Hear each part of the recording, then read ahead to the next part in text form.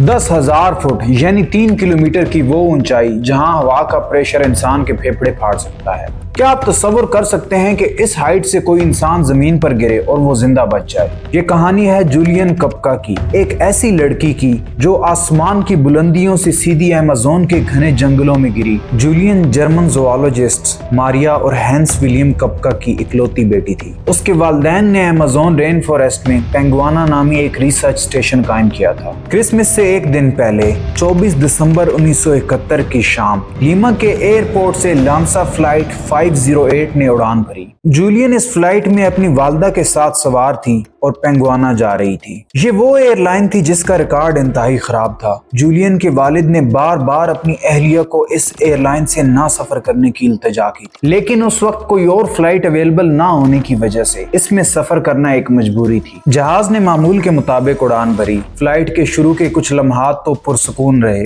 लेकिन जो ही जहाज 21,000 फुट की बुलंदी पर पहुंचा, पायलट को एहसास हुआ कि अमेज़न के ऊपर घने बादल छाए हुए हैं। अब उसके पास दो रास्ते थे, या तो वो इन बादलों के दरमियान से गुजरे और या फिर फ्लाइट को डाइवर्ट कर ले। उसने वक्त बचाने के लिए बादलों के अंदर से गुजरने का फैसला किया। जैसे ही जहाज उन घने बादलों में दाखिल हुआ तो तूफान की जद में आ गया। मौसम तेजी से बिगड़ रहा था। जूलियन के मुताबिक ऐसा लग रहा था कि हम दोज़ख में हैं। हवा का दबाव और झटके इतने शदीद थे कि जहाज बुरी तरह कांप रहा था। और फिर बिजली कड़की, शीशे टूटे, एक खौफनाक धमाका हुआ और जहाज बिजली की जद में आ गया। जूलियन उस वक्त अपनी माँ के साथ बैठी थी। ये आखिरी लम्हात थे। उसकी माँ ने बस इतना कहा, अब सब खत्म हो गया। यही वो लम्हा था जब जहाज का केबन हवा में बिखर गया और जूलियन की सीट की कतार खिड़की से जुड़ी हुई जहाज से अलग हो गई। वो इस सीट की रो के साथ जकड़ी हुई तेज हवाओं में गिरती चली गई। 10,000 फुट की बुलंदी से गिरने के बाद भी मौत ने उसे कबूल नहीं किया था। अगली सुबह सूरज की धुंधली रोशनी में जूलियन की आंख खुली।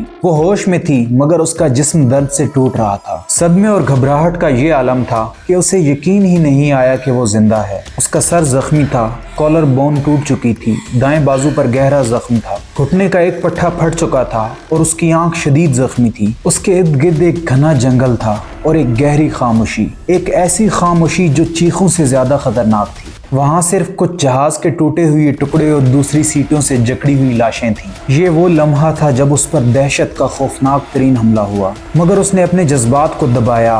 रोना, खौफजदा होना, ये सब फजूल था। अब उसे सिर्फ एक चीज की जरूरत थी और वो थी सर्वाइवल इंस्टिंक्ट। उसके पास खाने के लिए सिर्फ चंद मीठी गोलियां थीं जो उसे जहाज के मलबे से मिली थी। वक्त गुजरने के साथ साथ उसकी ताकत कम होती जा रही थी और जंगल में चलने की वजह से उसका लिबास फट चुका था। जख्म शदीद दर्द कर रहे थे और उसके जिस्म पर कीड़े मकोड़े काट रहे थे, लेकिन वो रुकी नहीं, क्योंकि उसे वालिद की वो बात याद थी कि जब खो जाओ तो पानी को तलाश करो। कोई भी छोटी नदी तुम्हें बड़ी नदी तक ले जाएगी और बड़ी नदी बिलाखिर इंसानों तक पहुंचा देगी। ये उसकी जिंदगी का सबसे अहम फैसला साबित हुआ। वो घनी झाड़ियों से निकलकर नदी के किनारे चलने लगी। ये सफर मुश्किल था, फिसलन, गिरना और जख्मों से चूर टांगें, फिर भी वो रुकी नहीं। एक मौका पर उसने ऊपर गिद्धों को चक्कर लगाते देखा।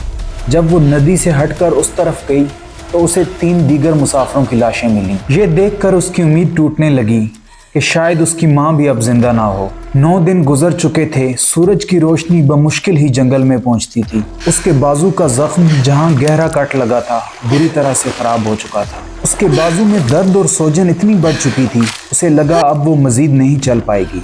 जब उसने गौर किया तो उसे मालूम हुआ कि उसके जख्म में कीड़े भर चुके हैं जो आहिस्ता आहिस्ता उसका गोश्त खा रहे हैं। उसी दिन उसने नदी के किनारे एक छोटी कश्ती और एक झोंपड़ी देखी। झोंपड़ी में उसने एक तेल की बोतल देखी तो उसे याद आया कि उसके वालिद जब अपने पालतू कुत्ते के जख्मों में कीड़े पड़ जाते थे तो उसे पेट्रोल या मिट्टी के तेल से साफ करते थे। ये एक सख्त तरीका था लेकिन मौसर था। जूलियन ने एक गहरा सांस लिया और दर्द से तड़पते हुए अपने बाजू पर वो तेल उंडेल दिया। जैसे ही तेल जख्म के अंदर गया, कीड़े मरने लगे। शदीद थकन के आलम में जख्म पर पट्टी बांधकर वो उसी छोटी सी झोंपड़ी में लेट गई। कुछ ही देर में उसे बाहर इंसानों की आवाज सुनाई दी। ये आवाजें किसी भी जंगली जानवर की आवाज से ज्यादा प्यारी थीं। 3 लकड़हारे वहां पहुंचे और जब उन्होंने इस कीचड़ में लथपथ, जख्मी और टूटी हुई लड़की को देखा तो हैरान हो गए। उन्होंने उसे संभाला और खुराक दी। अगले दिन इन लकड़हारों ने जूलियन को अपनी छोटी सी कश्ती में बिठाया और 11 घंटे का सफर तय करके करीबी आबादी में पहुंचा दिया। 3 जनवरी 1972 उसके जंगल के सफर का आखिरी दिन था। उसने 11 दिन तक मौत को शिकस्त दी। जब जूलियन अपने वालिद के गले लगी तो ये वो लम्हा था जब तकलीफ, दुख और कामयाबी आपस में मिल गए।